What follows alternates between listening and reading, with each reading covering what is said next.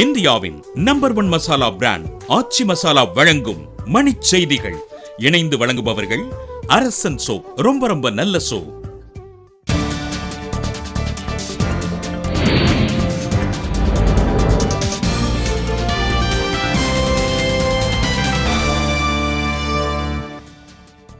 கோவையில் பிடிபட்ட 570 கோடி ரூபாய் சரக்குந்துகளின் பதிவெண்கள் போலியானவை என புலனாய்வுத்துறை தகவல்.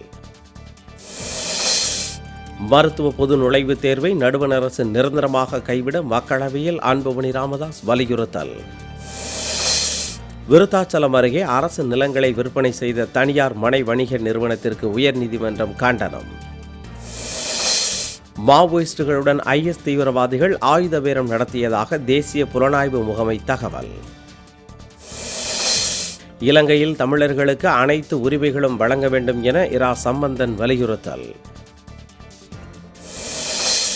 தொழிலதிபர்கள் தாமாக முன்வந்து வருமானத்தை தெரிவிக்க வேலூர் சரக வருமான வரி கூடுதல் ஆணையர் வேண்டுகோள்.